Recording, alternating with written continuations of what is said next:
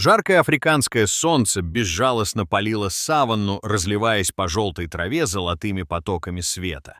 Влажный воздух дрожал над землей, будто сама саванна дышала. Вдалеке мерцал мираж, идущие по равнине силуэты слонов казались призраками. Среди них под защитой могучего стада шагал маленький слоненок. Он только недавно научился уверенно держаться на ногах и с интересом исследовал окружающий мир. Слоны неспешно двигались по знакомому маршруту, от одного источника воды к другому. Они были осторожны, внимательно слушали каждый звук, улавливали малейшие колебания земли. Матриарх, старая опытная слониха с огромными бивнями, вела стадо с чувством глубокой ответственности. Мать слоненка, молодая, но уже зрелая самка, шла рядом с малышом, время от времени ласково прикасаясь к нему хоботом. Но любопытство в сердце маленького слона было сильнее всего. Пока взрослые сосредоточились на выкапывании сочных корней, он заметил яркую бабочку, порхающую среди трав, и не удержался, бросился за ней. Сначала он просто чуть отошел, потом увлекся и оказался все дальше от стада. Он не чувствовал страха. Все вокруг было таким интересным: щебетание птиц, стрекот кузнечиков, вспархивающие стайки воробьев.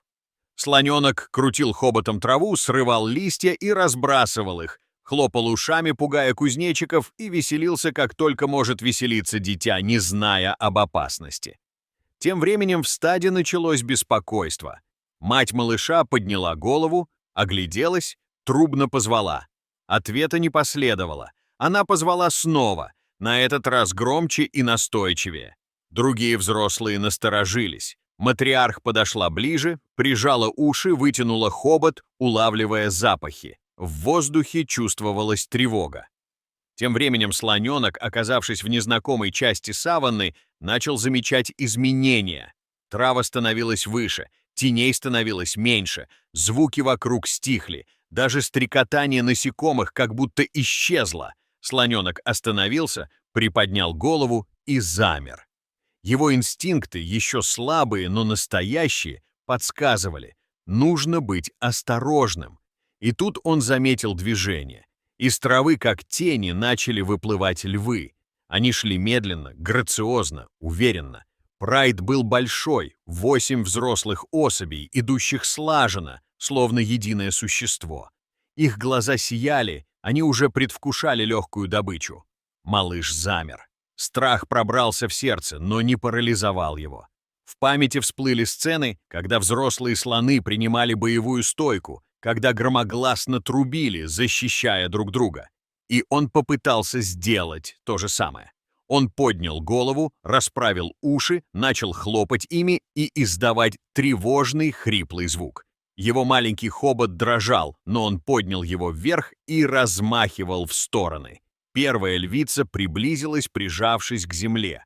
Она метнулась вперед, но в тот момент слоненок резко топнул ногой, подняв облако пыли, и громко затрубил.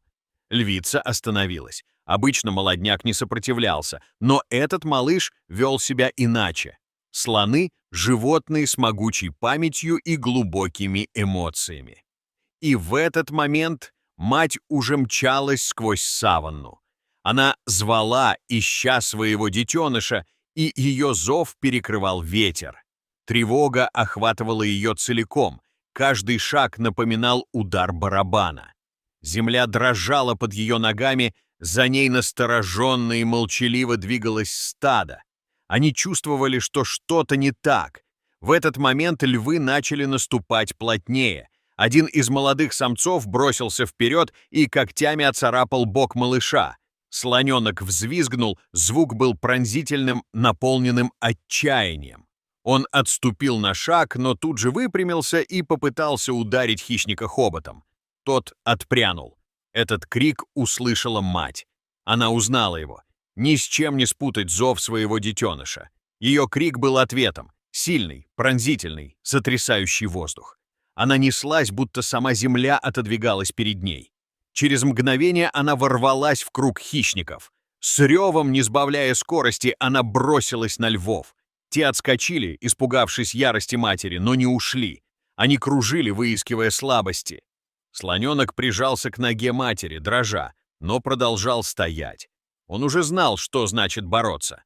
И тут появился гул. Земля затряслась сильнее. Из-за холма одно за другим начали появляться массивные силуэты. Стадо слонов, старые самцы, подростки, самки с детенышами, двигалось быстро, уверенно. Их глаза были полны решимости. Они встали полукругом, создавая живой барьер между львами и детенышем. Некоторые поднимали пыль, топая ногами. Матриарх подошла к передовой, ее взгляд был суров.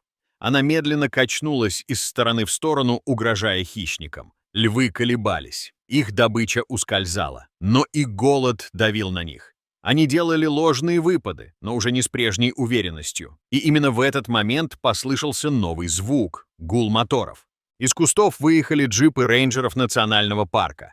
Люди были одеты в выцветшую форму, их движения были осторожны, выверены.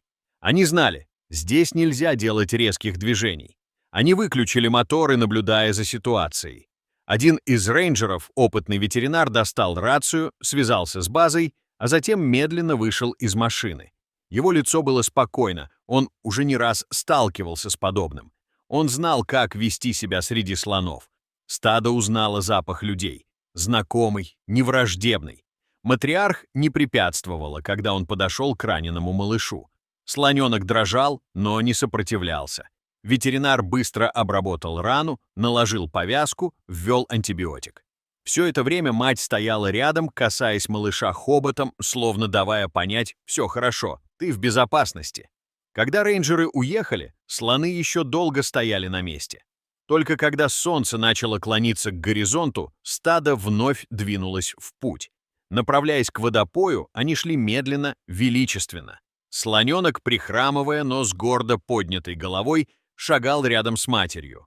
В этот день африканская природа показала, как даже самый маленький представитель великого рода может проявить невероятную стойкость. В нем пробудился дух предков, а рядом всегда была семья, мощная, сплоченная и готовая защищать до последнего вздоха. Дорогие зрители, что вы думаете об этой истории? Расскажите, пожалуйста, в комментариях. А если вам понравилось это видео, то ставьте лайк и подписывайтесь на наш канал. До свидания.